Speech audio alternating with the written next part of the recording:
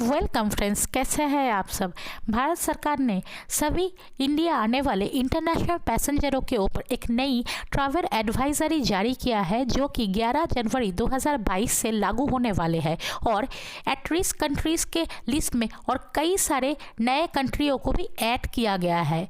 तो आज के इस वीडियो में हम लोग जानेंगे कि इंटरनेशनल पैसेंजर जो भारत आने वाले हैं उन लोगों को अब से क्या रूल्स एंड रेगुलेशन फॉलो करने होंगे, एट रिस्क कंट्री से आने वाले पैसेंजरों के लिए क्या रूल्स एंड रेगुलेशन रहेंगे और नॉर्मल कंट्री से आने वाले पैसेंजरों के लिए क्या रूल्स एंड रेगुलेशन होंगे, वो आज के वीडियो में हम लोग समझ लेंगे। और अभी एट रिस्क कंट्रीज़ में कौन कौन से कंट्री है वो भी हम लोग देख लेंगे। तो चलिए वीडियो को शुरू करते हैं। सबसे पहले एट रिस्क कंट्री के नए लिस्ट को देख लेते हैं।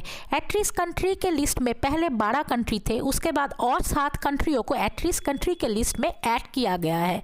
एट रिस्क कंट्री के लिस्ट में यूरोप के सभी देश इंक्लूडिंग यूनाइटेड किंगडम है। इसका अलावा South Africa, Brazil, Botswana, China, Ghana, Mauritius, New Zealand, Zimbabwe, Tanzania, Hong Kong, Israel, Congo, Ethiopia, Kazakhstan, Kenya, Nigeria, Tunisia और जाम्बिया, ये 19 कंट्री अभी एट रिस्क कंट्री के लिस्ट में है फिलहाल। अब चलिए देख लेते हैं इंटरनेशनल पैसेंजरों को इंडिया में आने के बाद एयरपोर्ट में क्या रूल्स एंड रेगुलेशन फॉलो करने होंगे।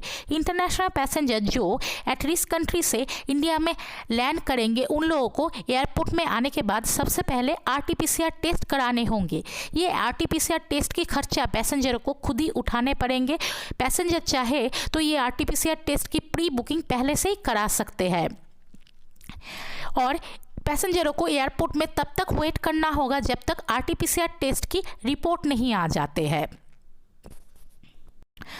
इसके बाद RT-PCR टेस्ट की रिपोर्ट जब आपको मिलेंगे तब सबसे पहले आपको RT-PCR टेस्ट की रिपोर्ट को एयर सुविधा के पोर्टल में अपलोड करने पड़ेंगे। RT-PCR टेस्ट की रिपोर्ट में अगर आप नेगेटिव आते हैं तब आपको 7 दिन की होम क्वारंटीन में रहना होगा और 8वें दिन में फिर से आपको RT-PCR टेस्ट कराने पड़ेंगे।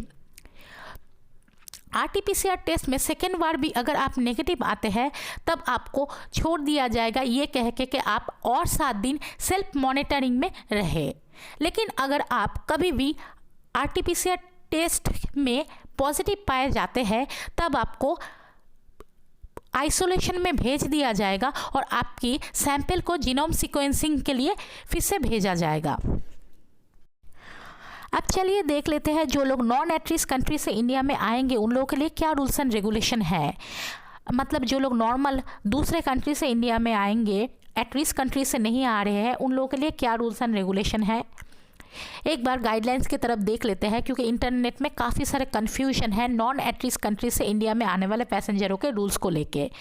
From among those who arriving from non-at-risk countries, 2% will be selected for random testing on arrival. If negative, those who have undergo sampling will home quarantine and self-monitor their health for 7 days. And if positive, their sample will be further sent for genomic test at INSACOG laboratory network. मतलब जो लोग non eight risk country से India में आएंगे उन लोगों को arrival के बाद खुद से कोई RT-PCR टेस्ट नहीं कराने होंगे। उनमें से सिर्फ 2% लोगों को रैंडमली पिक किया जाएगा और उन लोगों का RT-PCR टेस्ट किया जाएगा। ये 2% कोई भी हो सकते हैं, ये इनके लक के ऊपर डिपेंड करते हैं। और ये रैंडम सिलेक्ट करने के बाद अगर आप आते हैं नेगेटिव आते हैं तो आपको 7 दिन की होम क्वारंटीन की बात कहा जाएगा और 8वें दिन में आपको सिर्फ टेस्ट कराने पड़ेंगे RT-PCR।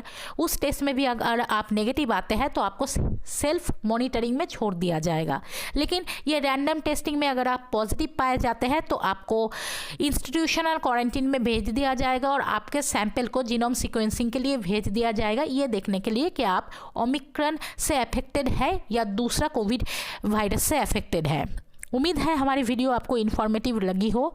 चैनल में एंड तक बने रहने के लिए धन्यवाद।